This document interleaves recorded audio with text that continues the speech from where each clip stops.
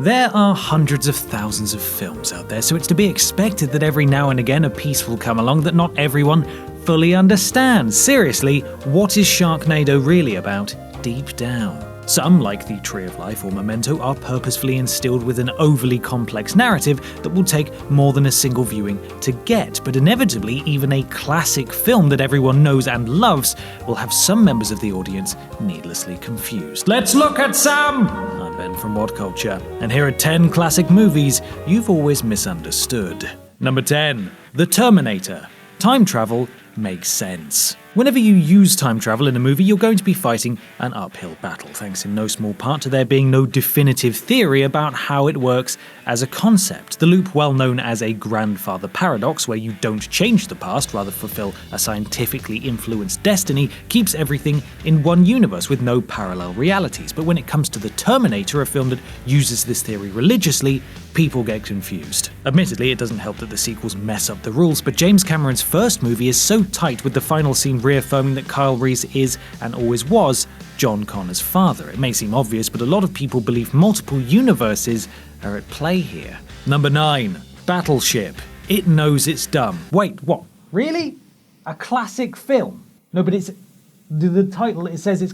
Really? Okay, fine. Jesus. When Battleship came out in cinemas in 2012, many thought that Peter Berg was simply attempting to cash in on Michael Bay's usual explosion-filled teen fests. And yes, in many ways, he is. There's a gross misunderstanding of military hierarchy, a terribly shot football match, and robots with superfluous designs. But what stops this from being quite on the same level as Bay's output is that it seems to know what it is. We're not saying Battleship is a good film, it was shit.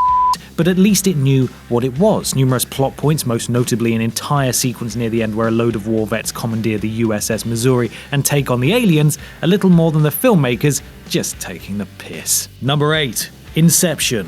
The top doesn't matter. The entire film toyed with the idea of whether Leonardo DiCaprio was awake or not, although the final twist with Mal seemed to settle it. That is until the now iconic final shot of Cobb reunited with his children, only for the camera to pan down to reveal the spinning top, his method of telling whether you're in a dream or not, was still spinning, albeit a bit wobbly. The thing is, in asking the question of whether Cobb's awake or not, is missing the whole point of the film.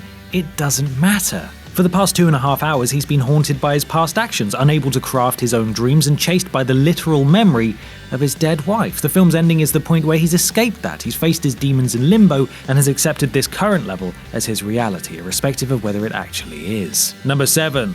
The Shining. It's not just scary. Along with The Exorcist, The Shining is one of the greatest horror of all time contenders. A fair few people don't get it though, primarily misunderstanding that horror films don't need to be terrifying from the production logos to the credits. The Shining is a truly terrifying film, although it's one that takes a couple of viewings to fully appreciate the full scale of its horrors. From Native American revenge to an exercise in subliminal advertising, Kubrick instilled The Shining with so many hidden visual cues, there's an entire film dedicated to the obsession of its shot-combing fans. Number 6. The Dark Knight Rises. Bruce Wayne survived. The Dark Knight Rises divided far more people than it should have. A brilliant film in its own right, it crowned off one of the best trilogies of the past decade. Much was discussed in the preamble before the film's release over whether Bruce Wayne would make it to the end credits alive or not, and up until the last 5 minutes it seems he'd almost certainly bit the atomic dust. Until, in an ending shot, it's revealed he's alive and well with Selina Kyle. The elation at this moment, after genuine uncertainty, brought the film and trilogy to a fitting end. But some people read the Florence Set Cafe scene as part of a wishful hallucination the grieving Alfred's having after, as he sees it, letting Bruce die. While that's a more poetic ending, there's been nothing in the film to suggest that anything we've seen isn't real. Number 5. Iron Man 3. KILLIAN is the Mandarin. Now the furor has settled down, the polarizing opinions on Iron Man 3's central twist are a little less intense. Those who hated it have moved on, and those who liked it still like it. However, people would have been notably less irritated at the Mandarin's dethroning if the subsequent crowning of the character had been better conveyed. Obviously, everyone got that KILLIAN was the mastermind behind the whole plot, but him actually assuming the small orange mantle was severely downplayed. Just before Pepper uses her suddenly discovered powers to knock KILLIAN back, he screams in a rather fire-drowned rasp that he is the Mandarin. This line is quite hidden and doesn't alter the twist, but changes the view of the Mandarin. It's a title for the head of the 10 Rings, not just the public terrorist. Number 4. 500 Days of Summer. Tom is an idiot. 500 Days of Summer is, for all its spontaneous dancing and distinct visual style, one of the most realistic relationship films ever made, showing an unashamedly bleak look at what is normally treated as a fairy tale story. Despite being recently told the contrary, Joseph Gordon-Levitt's Tom continues to imagine a future with Zooey Deschanel's Summer, leading to long stretches of depression. It's a mature take on the rom-com genre, showing us how what we've seen in movies isn't always the truth. But there are people who've taken something completely different from it, in that some believe Summer leads Tom on, and admittedly, Tom does take it, but the film doesn't suggest Summer's at fault. Rather, it's all about Tom's stupidity. Number 3. The Usual Suspect. The twist is brilliant because we'd already had one. The Usual Suspect's final twist, that Verbal Kint is in fact crime mastermind Kaiser Sose, is so ingrained in popular culture that you can't be chastised for accidentally revealing it.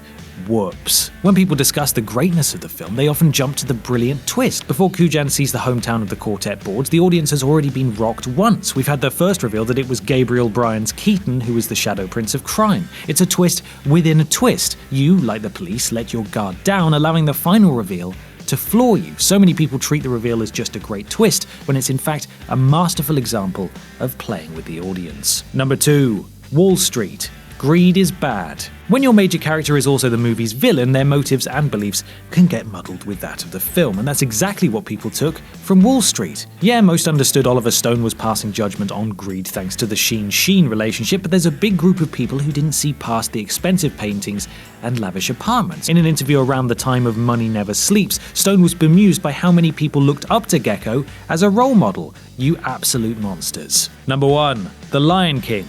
Hakuna Matata is just plain wrong. Some of the Lion King songs contain questionable morals, but whereas Be Prepared is full of dark imagery highlighting its villainous nature and Zazu acts to temper the overblown ideas of I just can't wait to be king, the equally erroneous Hakuna Matata has no such restraint. The song's message that putting your past in the past is the right way forward is completely against the film's message to learn from your past. As Rafiki's eventual righting of Simba's wrongs isn't accompanied by a catchy song, its importance is often forgotten, leaving people just remembering the false message.